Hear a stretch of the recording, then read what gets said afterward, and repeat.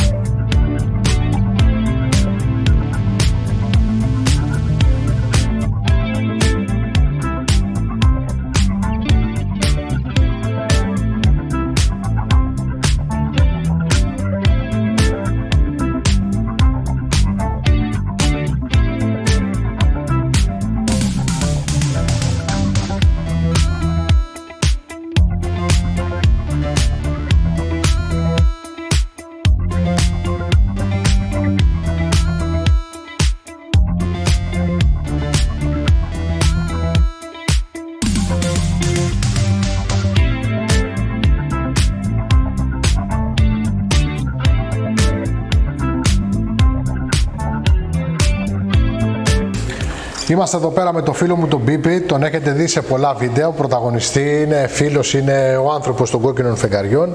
Εδώ πέρα είμαστε στην εργασία του, στη Σουζούκι του φίλου μου του Βενιανάκη, όπου ο Πίπης εδώ δεν είναι με την ιδιότητα του πολιτή, αλλά με την ιδιότητα ότι μας έδωσε το προσωπικό του μηχανάκι, το Suzuki το GSX το 8 το TT, για να το παρουσιάσουμε. Μας το έδωσε στρωμένο, έτοιμο, ταμάμ. Λοιπόν, ένα μηχανάκι το οποίο προσωπικά μου άφησε τις καλύτερες εντυπώσεις και θα το συζητήσουμε λίγο με τον Πίπη. Πίπη, καλώς όρισες. Καλώς σας βρήκα, να είστε καλά, πάντα υγεία και όλα τα καλά. Μπορούσαμε τώρα να πούμε ένα τραγούδι, να πιούμε για μια τσικουδιά. Ευχαρίστω. Αλλά ο λαιμός μου, έχω το λαιμουδάκι λίγο. Να κάνουμε βίντεο. Λοιπόν, για αρχή, πριν συζητήσω το μηχανάκι με τον Πίπη, θα αφήσω τον Πίπη μόνο του να μας πει 2-3 πράγματα για το μηχανάκι του όπως αυτός τα νομίζει.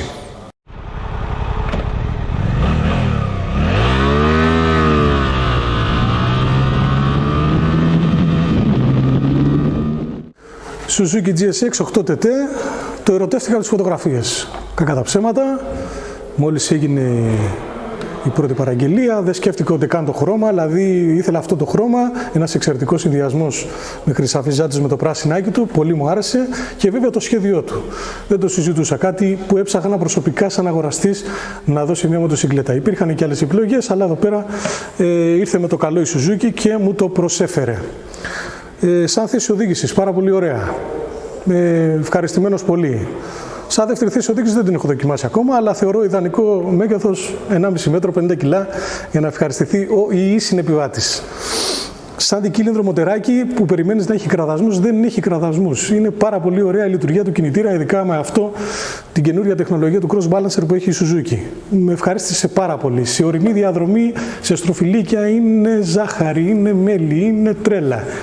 Το ευχαριστιέσαι απίστευτα. Ένας ακόμα λόγος δηλαδή που δημιουργείται ένας έρωτας παραπάνω με το μηχανάκι, πέρα από την αισθητική του που ήταν το πρώτο κριτήριο επιλογής. Πάρα πολύ δυνατό το 800 μοτεράκι, πολύ σπιρτόζικο για τα κιλά μου και το μέγεθός μου, δεν ζορίζεται. Και στην εθνική που το έκανα μια έτσι, βόλτα λίγο πιο γρήγορη μετά το πρώτο του στρώσιμο, μιλάμε για στα 120, εγώ είμαι ok με το φερικάκι αυτό. Που είμαι ψηλός, που είμαι ευμέγεθης, ας το πούμε. Εγώ ήμουν ok με τα 120 και με τα 130 θα έλεγα. Τώρα στην έκτη ταχύτητα δεν ξέρω εάν και πόσο θα έπρεπε να είναι εδώ πέρα. Μπορεί και να χρειάζεται, αυτό το ξέρει καλύτερη τεχνολογία τη Suzuki και αυτοί που το φτιάξαν το μηχανάκι. Γενικότερα είμαι πάρα πολύ ευχαριστημένος. Ωραίες γραμμές, ωραίες πινελιές, ωραίο σχέδιο που θέλω, σχέδιο που συνιστώ για ένα μηχανάκι το οποίο θα το έχετε για πολλά πράγματα, όχι για όλα αλλά για πολλά πράγματα. Θα έχετε αυτή τη μοτοσυκλέτα και θα την ευχαριστηθείτε και θα την απολαύσετε στο απόλυτο. Αυτές είναι οι επιλογές, τα φρενάκια του καλά, με καλή και συμπεριφορά του στα κρατήματά του, εντάξει, έχει, ας πούμε, είναι φτιαγμένο, το μηχανάκι αυτό είναι φτιαγμένο για δρόμο, γενικότερα είμαι πάρα πολύ ευχαριστημένος.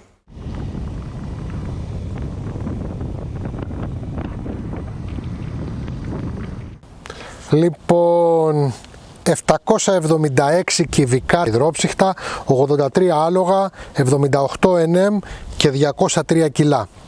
Είναι άραγε αρκετά τεχνικά χαρακτηριστικά για μια υδρόψυχτη ιαπωνική μοτοσικλέτα? Ναι, γιατί ο χαρακτήρας αυτής της μοτοσικλέτας δεν απαιτεί τίποτα παραπάνω. Σίγουρα δεν είναι το modern classic που προβάλλεται, γιατί ένα ανάγλυφο αυτοκόλλητο, τα racing stripes των 70s που θυμίζουν λίγο Barry Sin και αυτό το φεριγκάκι που αν θέλετε θυμίζει Kawasaki ZPZ, δεν είναι αρκετά να καλύψουν μια ζάντα που είναι αράχνη, μια εξάτμιση που είναι κρυμμένη από κάτω και ό,τι και να κάνεις δεν. Είναι όμως μια μοτοσικλέτα με κλασική γραμμή. Μια μοτοσικλέτα δηλαδή που έχει τη βάση τη σωστή. Τεπόζιτο, τιμονάρα, φεριγκάκι μικρό, σέλα. Σέλα φιλόξενη πολύ για τον αναβάτη και για τον συνεπιβάτη, όχι απεχθής για μέχρι κάποιο level χιλιόμετρων. Όχι για πολλά, αλλά για λίγο παραπάνω από λίγα. Λοιπόν, αυτή η μοτοσικλέτα έχει επιδόσεις οι οποίες αρκούν, υπεραρκούν αν θέλετε, για την κατηγορία την οποία κινείται, για το αγοραστικό της κοινό, το οποίο είναι άνθρωποι οι οποίοι είναι νέο εισερχόμενοι στο χώρο, άνθρωποι που θέλουν μια όμορφη μοτοσικλέτα και δίνουν πολύ μεγάλη σημασία στην ομορφιά της μοτοσικλέτας και άνθρωποι που είναι σε μεγάλη ηλικία και θέλουν μια μοτοσικλέτα ήρεμη. Γιατί λοιπόν αυτές οι επιδόσεις κάνουν για αυτούς τους ανθρώπους? Γιατί όλα έρχονται γλυκά. Το ταπεινό ρολογάκι μας δίνει 3 προγράμματα, τα οποία ABC δεν μην φανταστείτε και τεράστιες διαφορές, αλλά σε κάθε περίπτωση το μοτεράκι μας δίνει μια ωραία γραμμικότητα, μας δίνει μια ωραία κατανομή, δεν καθόμαστε συνέχεια να αλλάζουμε ταχύτητες, είμαστε άνετοι απάνω στη μοτοσικλέτα και μπορεί να μας κινήσει αυτή η μοτοσικλέτα όμορφα από το σημείο Α στο σημείο Β, ακόμα και αν η απόσταση μεταξύ τους είναι αρκετά χιλιόμετρα, αρκετά πολλά χιλιόμετρα. Έτσι, βέβαια για να πάμε σε αρκετά πάρα πολλά χιλιόμετρα θέλουμε κάτι να μας καλύπτει.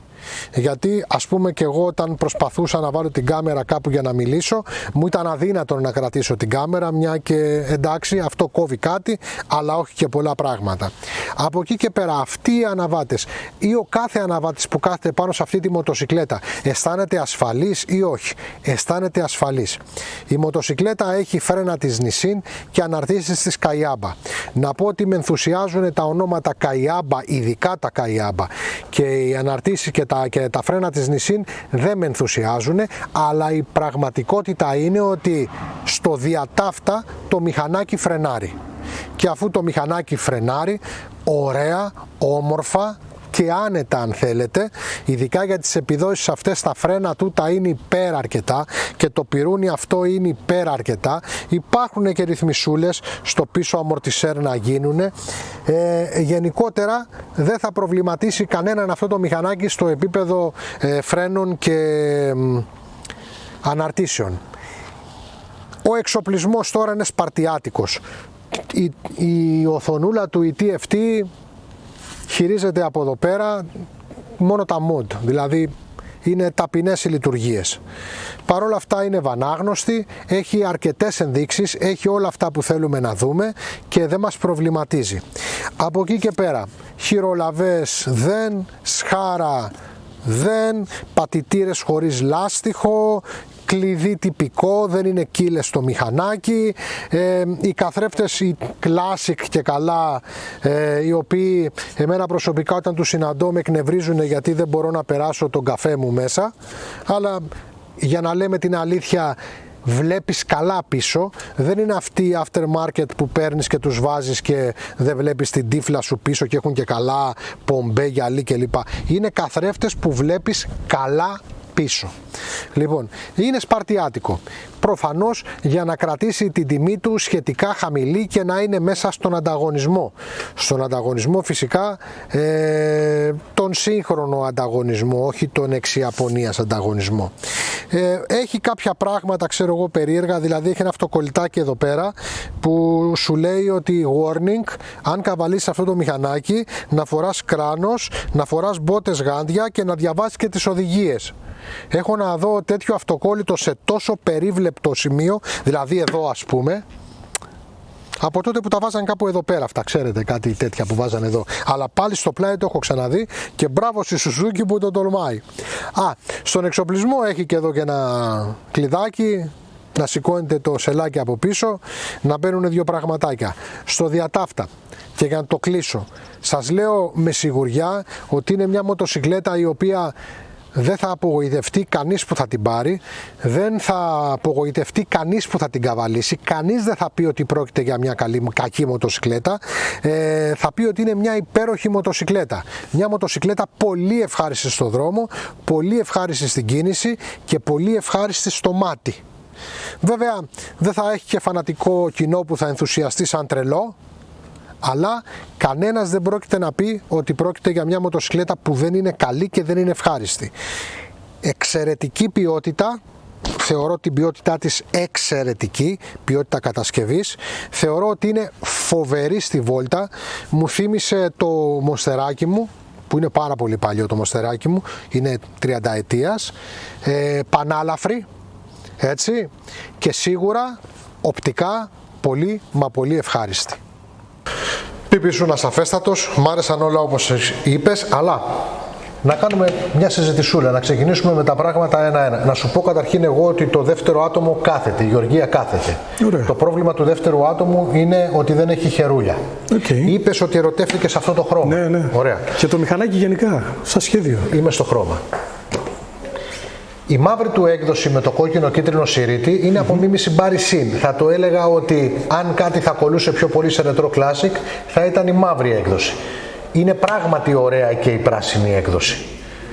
Αλλά να το πούμε αυτό, για να πάμε σε πιο Retro Classic, επειδή το Racing Stripe και το χρώμα το μαύρο κόκκινο κίτρινο θυμίζει τα RG500 του Barry Sin, είναι Barry Sin. Πάμε τώρα και παραπέρα στο design. Εμένα μου έβαζε αέρα, είμαι πιο μικρός όμως από εσένα, εμένα μου έβαζε αέρα και στα 120. Με άπνοια το πήγα, δεν είχε άνεμο. Το πήγα με άπνοια και ήμουνα οκ. Εντάξει, μπορεί να δεν είναι εκεί πέρα. Ούτως ή άλλως ένα γυμνό μηχανάκι, λογικά, άμα το χρησιμοποιείς για να κάνεις ένα ταξίδι, θέλει μια μεγαλύτερη ζελατίνα. Να πω εδώ πέρα για τους φίλους που δεν ξέρουν ότι αυτό το φεριγκάκι το μικρό, το οποίο κάτι κόβει, συμφωνώ με τον Πίπη, δεν συμφωνώ στο επίπεδο που το λέει, αλλά προφανώς και κάτι κόβει. Να πω το εξής, ότι μπορεί να μοιάζει με φεριγκάκι από ZPZ και αυτό να είναι το φάουλ της Suzuki, αλλά μία special έκδοση του GSX του 1000 έβγαινε με ένα τέτοιο fairing με φτερά σαν για αυτά εδώ πέρα κάτω, το οποίο ήταν πολύ μεγάλο βέβαια. Γι' αυτό δεν υπάρχει συγγένεια όσο αφορά το συγκεκριμένο κομμάτι. Και φεύγω τώρα από το αντικείμενο σουλούπι. Να σου πω, Πίπε, εγώ τι με εντυπωσίασε πάνω στο μηχανάκι. Παρακαλώ. Καταρχήν, ο δικύλινδρος κινητήρας, συμφωνώ απόλυτα με τον Πίπη, είναι πάρα πολύ δυνατός, δεν με ενδιαφέρουν οι κραδασμοί. Τους έχω χεσμένους, δεν με ενδιαφέρουν καθόλου. Το μοτέρ είναι καλό. Είναι καλό, είναι δυνατό. Για δικύλινδρο. Για μηχανάκι που γράφει GSX όμως απάνω, απαιτείς παραπάνω πράγματα στις επιδόσεις. Γιατί συνειρμικά πηγαίνεις κατευθείαν σε τετρακύλινδρο κινητήρα. Ναι, θα συμφωνήσω. Έτσι. Οπότε, επειδή και το σουλούπ είναι πολύ πονηρό, αν δεν το ξέρει ο άλλος το μηχανάκι ότι φοράει αυτόν τον κινητήρα, πιστεύει ότι είναι τετρακύλινδρο. Συμφωνείς σε αυτό? Βέβαια. Και αυτό, εάν θέλετε, είναι και μια εξυπνάδα στο design. Δηλαδή, καταφέρανε να περάσουν σαν σουλούπι, ένα του τεπόζιτου, που είναι αυτό που λέγαμε κλασικό στυλ τεπόζιτου, κατάφεραν να περάσουν ένα δικύλινδρο μηχανάκι σαν τετρακύλινδρο οπτικά. Οπότε, κάθεσαι πάνω, πιστεύεις ότι θα οδηγήσει ένα τετρακύλινδρο GSX και περιμένεις παραπάνω στη δύναμη. Αλλά ξεκάθαρα σαν δικύλινδρο μοτέρ, το μηχανάκι είναι πυροβολή. Έτσι, είναι πολύ καλό. Λοιπόν, από εκεί και πέρα, δεν θα ήθελες κάτι παραπάνω σε αυτό το μηχανάκι? Ναι, παραπάνω. Με κάποιες μικροαλλαγίες θα έλεγα. Δηλαδή θα ήθελα περισσότερο πρακτική στους πατητήρες που είναι απολύτως μεταλλικοί. Θα τους ήθελα με το λαστικάκι τους, οπωσδήποτε. Ναι, αυτό τώρα για ποιο λόγο τώρα το έκανε η Suzuki δεν μπορώ να καταλάβω. Δείχνει πιο σπορ. Εντάξει, ναι, οκ, δείχνει πιο σπόρο. Το λαστικάκι κατευθείαν θυμίζει ότι είναι κάτι το οποίο είναι πιο ταξιδιάρικο. Εντάξει, δεν είναι μια μοτοσυκλέτα που μπορεί να μπει στην πίστα, αλλά δεν είναι μια μοτοσυκλέτα πίστας. Αυτό έχει, ας πούμε. Θα μπορούσε να του δώσει μια πρακτική πάνω σε αυτό. Θα ήθελα να πω την αλήθεια, από τη στιγμή που μπήκε και η Καρίνα κάτω που είναι στο στάνταρ εξοπλισμό, θα ήθελα και 2 χούφτες. Πιο διακριτικές. Ναι, δεν θα έλεγα όχι. 2 χούφτες μπροστά. Χούφτα, ναι. Μηχανάκι classic. Εντάξει, πάμε σαν πρακτικά κομμάτια. Σαν πρακτικά κομμάτια να τα βάλεις σε ένα σκούτερ, αλλά εκείνη την εποχή, αν θες να το παίξεις είτε ρετρό είτε βασικά κλάσικ, φτιάξε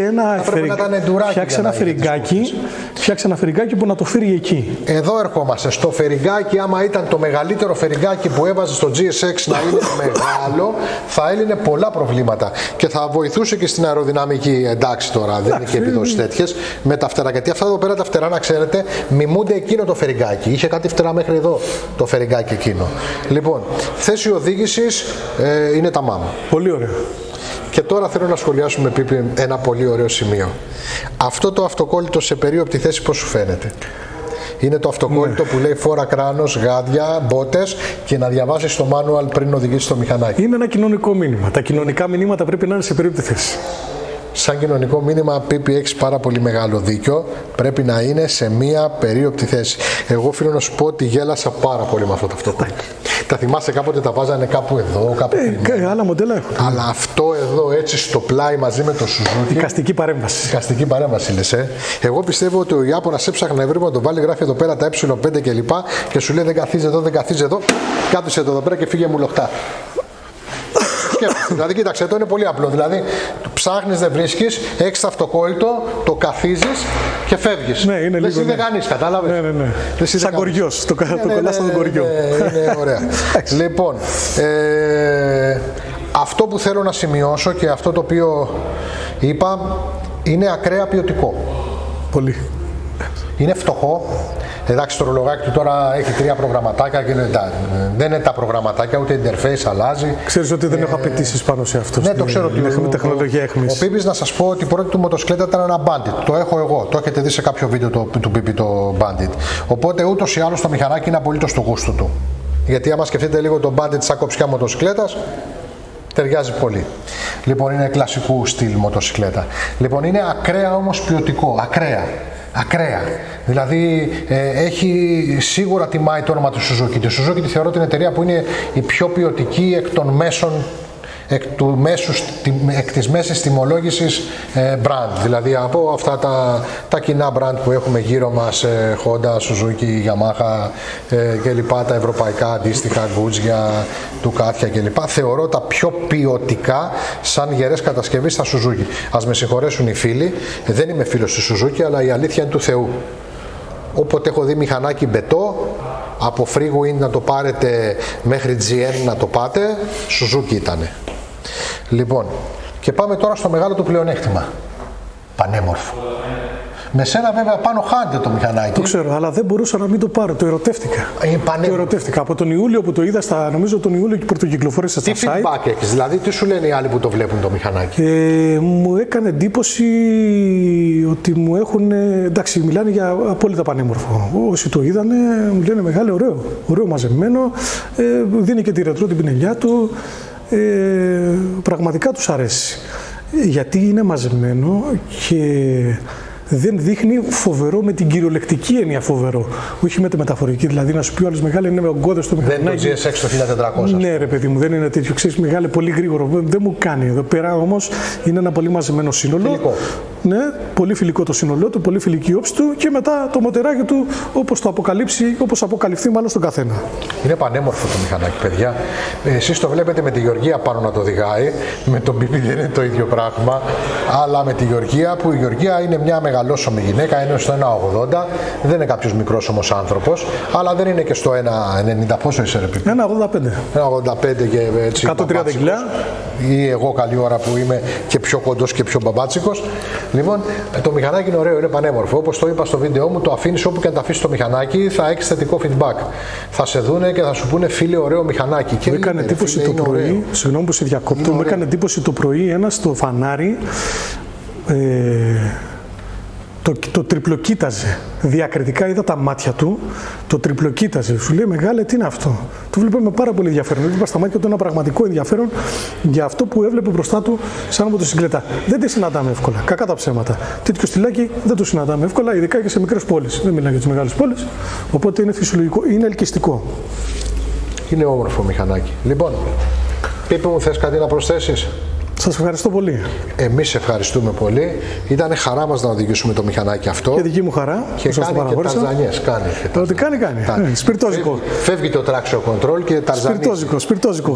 Το λέμε τώρα στην προϋπόθεση να τα πούμε αυτά, που κάποιος είναι σε πίστα, που είναι απολύτως ασφαλές στο περιβάλλον και φοράει και πλήρη εξοπλισμό. Δεν εννοούμε δηλαδή να βγαίνει κάποιος στο δρόμο. Όχι βέβαια. Σε παρακαλώ.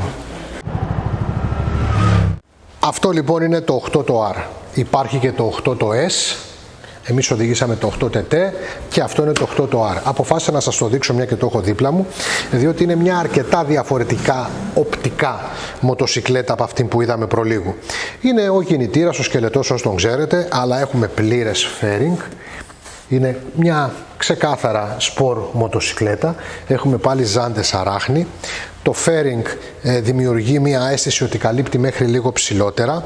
Έχουμε τυπικούς καθρέφτες για αυτού του τύπου μοτοσικλέτα και αυτό που βλέπουμε μπροστά μας είναι πιο sportive. Δηλαδή δεν έχουμε το τιμόνι του TT, αλλά έχουμε ένα κλιπών το οποίο είναι ψηλό και άνετο μεν, αλλά είναι κλιπών.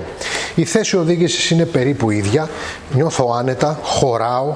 Εδώ μου στέλνει τον αέρα, άμα σκύψω κιόλας, αλλά η θέση μου είναι εδώ. Είναι μια ευχάριστη μοτοσικλέτα βασισμένη στον ίδιο κινητήρα των 800 κυβικών, τον δικύλινδρο, και είναι μια μοτοσικλέτα που μπορεί να εισάγει ανθρώπους στη σπορ οδήγηση. Λοιπόν, επειδή ο Γιάννης βαριέται, αλλά εγώ δεν βαριέμαι, ειδού του Suzuki το 8 το S, το στριτάδικο. Λοιπόν, fairing δεν έχει μέχρι κάτω όπως το R. Έχει τιμονάρα όπως το TT, δεν έχει εδώ πέρα ούτε μικρό ούτε μεγάλο fairing, πολύ μεγάλους καθρέφτες, πολύ άνετο ρε παιδί μου αυτό το μηχανάκι, πολύ άνετο. Αυτό λοιπόν είναι αυτή είναι οι διαφορές του S. Πώς σας φαίνεται? Ένα μ' άρεσε πολύ.